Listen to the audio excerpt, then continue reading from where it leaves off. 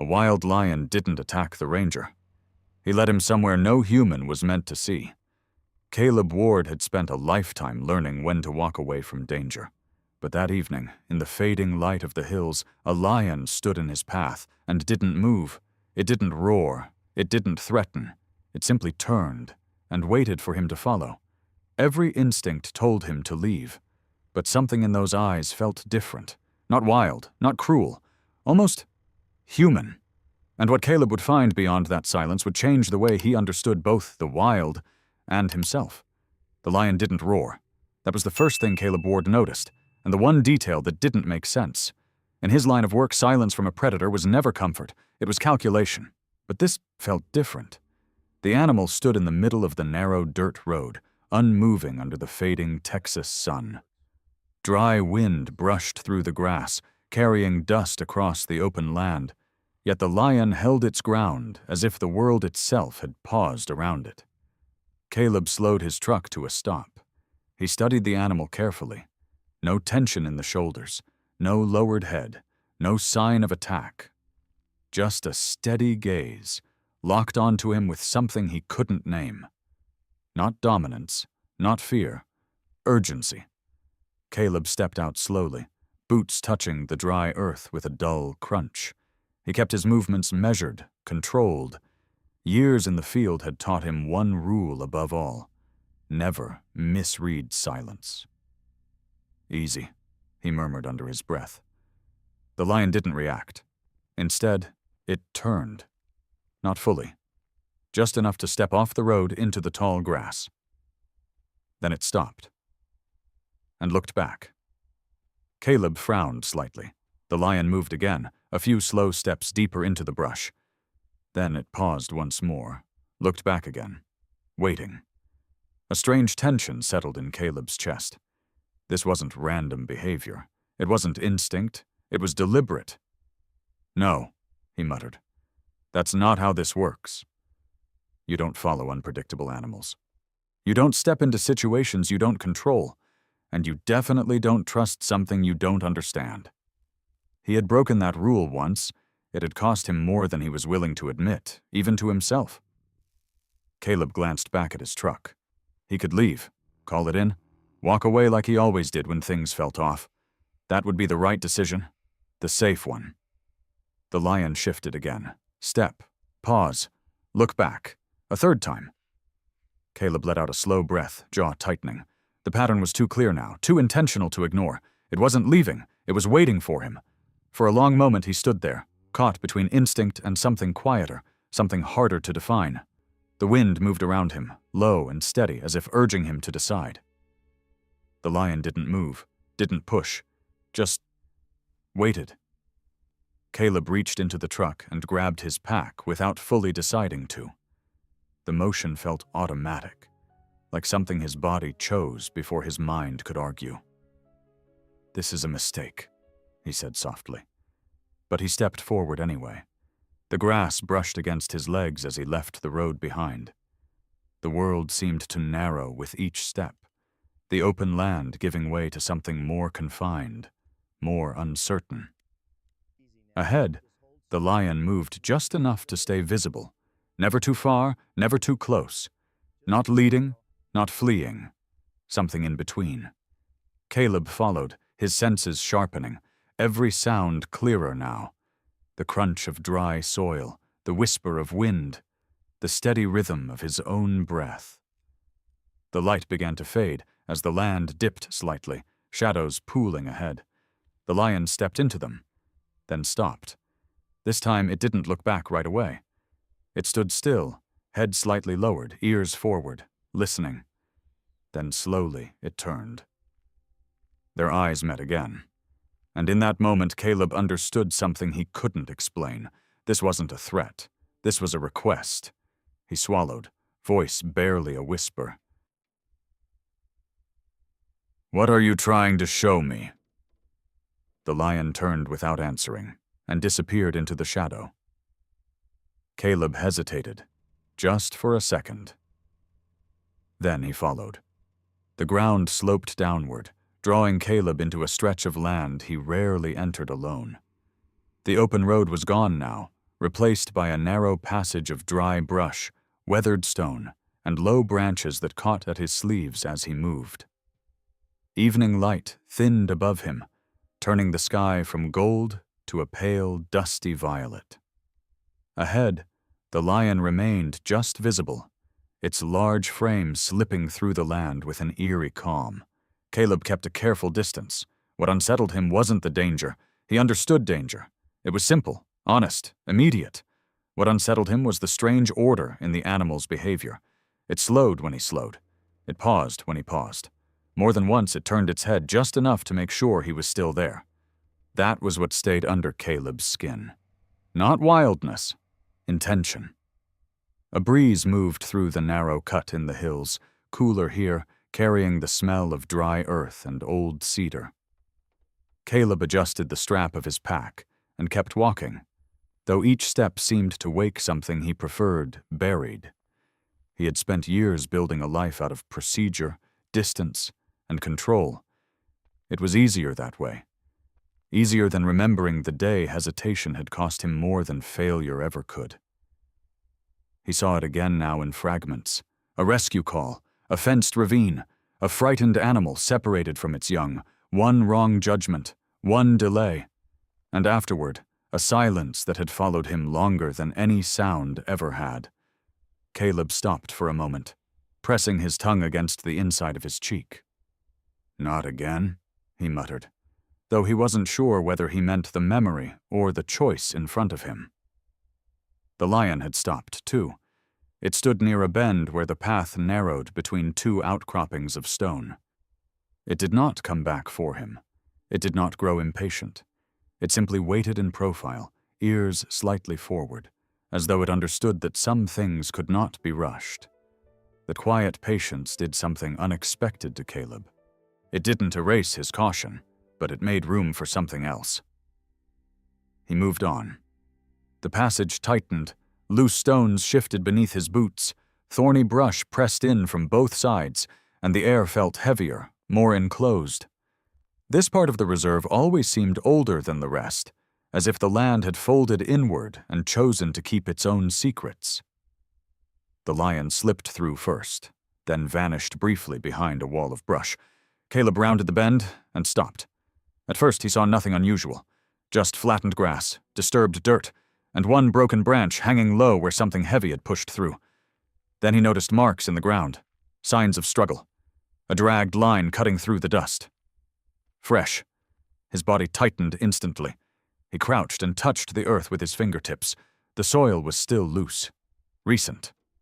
Nearby, caught on a thorn, hung a few strands of pale, tawny fur.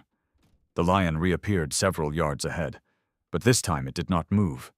Its head was lowered now, and for the first time Caleb saw something heavier in its posture.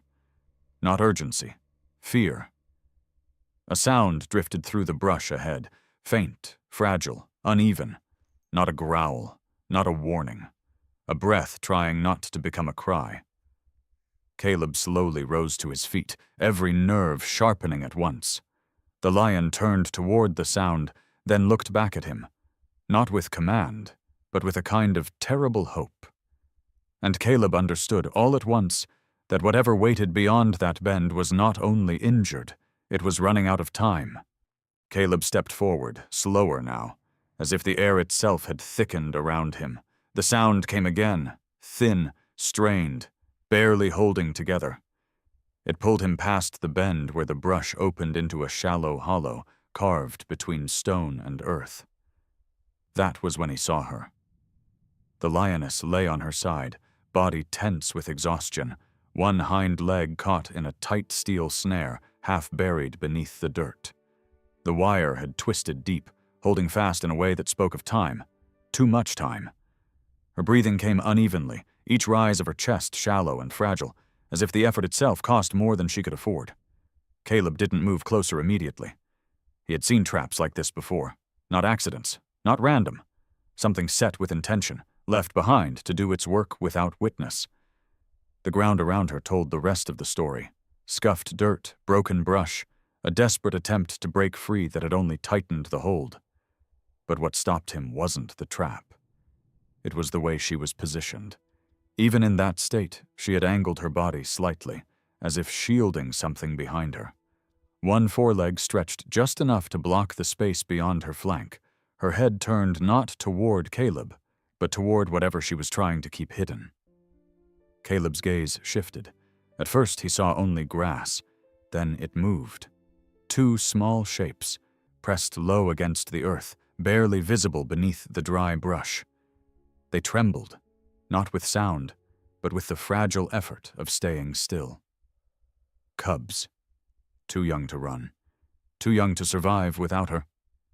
Caleb felt something tighten in his chest, sharper than before. Behind him, the lion stepped into the hollow. Not fast, not aggressive. It stopped several paces away, placing itself where Caleb could see it without feeling cornered. The distance was precise, careful, as if every step had been measured against the limits of human fear.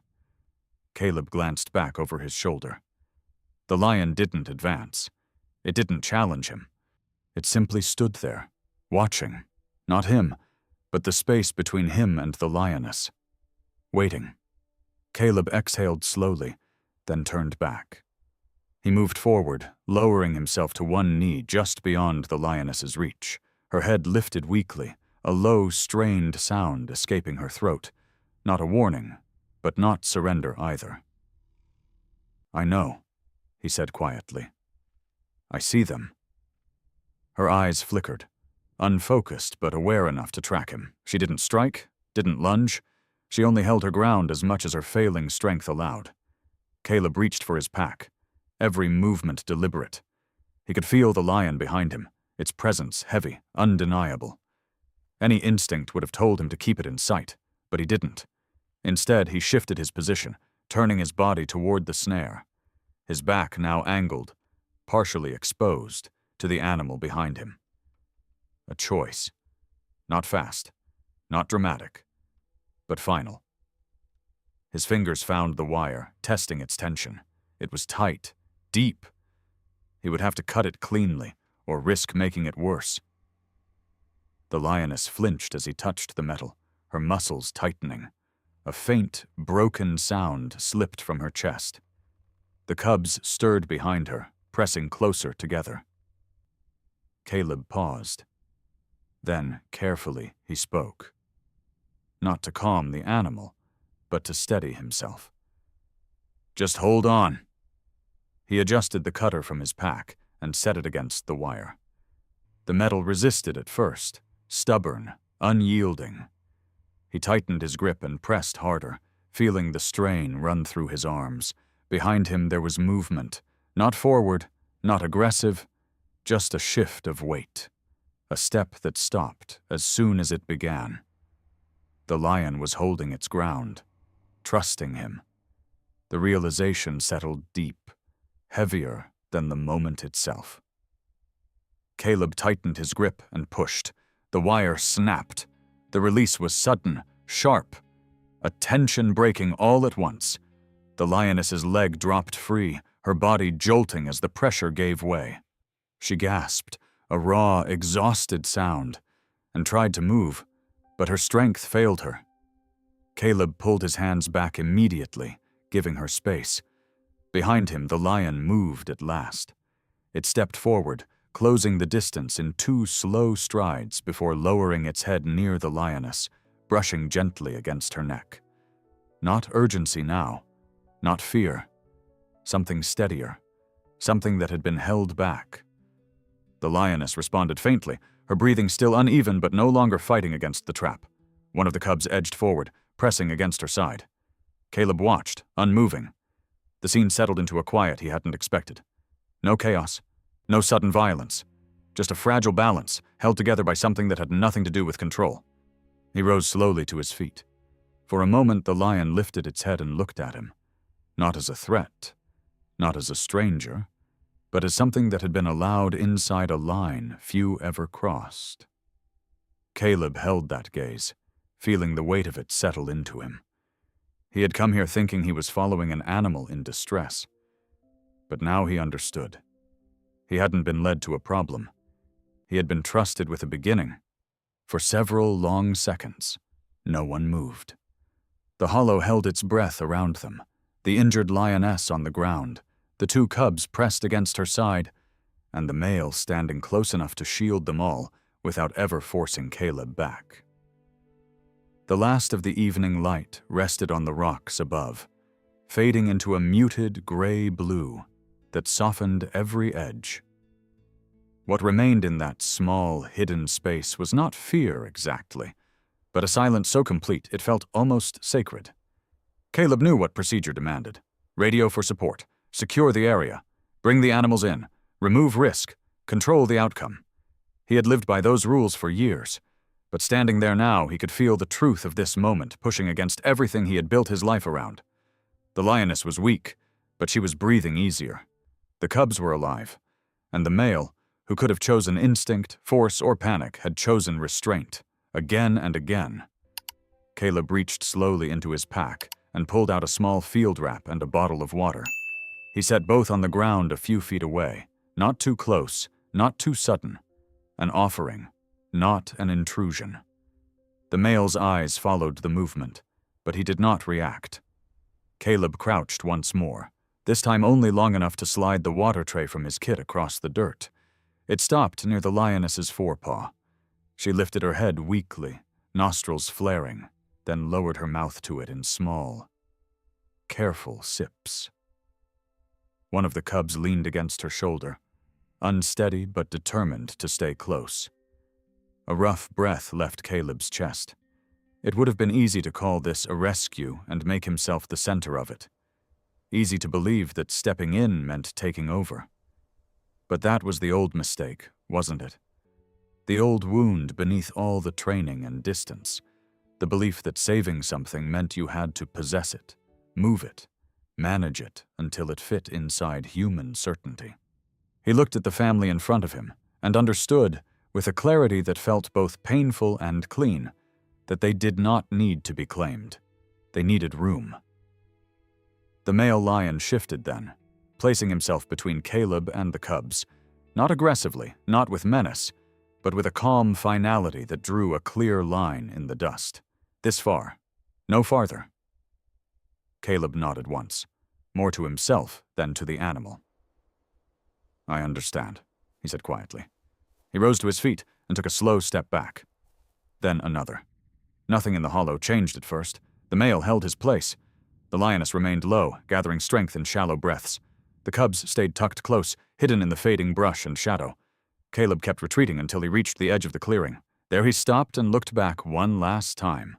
The male was watching him, not with gratitude, not with suspicion, with recognition. It was the kind of look that passed between two living things who had, for one brief moment, carried the same weight. Caleb felt it settle somewhere deep inside him, in the place he had kept locked for too long. The place built from regret, from caution, from memories he never learned how to forgive. He had spent years believing that his worst failure came from not doing enough. Now he saw another truth. Sometimes the bravest thing was knowing when enough had already been done. The wind moved softly through the brush, lifting the dry grass around his boots. Behind the male, the lioness shifted, and one of the cubs gave a tiny, wavering step toward her shoulder before folding back into her warmth. It was a small motion, almost nothing, and yet it felt like the whole story. Caleb turned and began the walk back alone. The path seemed different now, though it was the same narrow ground he had crossed at dusk. The rocks, the brush, the darkening hills, none of it had changed. Only the man moving through it had. The old ache was still there, but quieter somehow, no longer a hand around his throat. He could carry it now without letting it decide who he would be. By the time he reached the road, the first stars had begun to appear overhead. Caleb set his pack in the truck bed and rested one hand on the door, looking back toward the low cut in the land where the lions remained out of sight. He would monitor the area from a distance. He would keep others away. He would do what was needed without crossing the line that did not belong to him. A faint breeze crossed the open ground, warm and dry and full of night. For the first time in years, Caleb felt no need to chase peace. It had found him anyway. He climbed into the truck and sat there for a moment before turning the key. In the dark window, his reflection looked older, steadier, less haunted than the man who had stepped out of it before sunset. Then he drove away slowly, leaving behind not a rescue he could claim, but a life he had chosen not to break. And somewhere beyond the brush and stone, in the quiet shelter of the hills, a family remained whole. Sometimes helping doesn't mean taking control, it means knowing when to step back. Caleb didn't save them by force. He saved them by trust. What would you have done in his place? Share your thoughts in the comments, like if this story moved you, and subscribe for more quiet, powerful stories like this.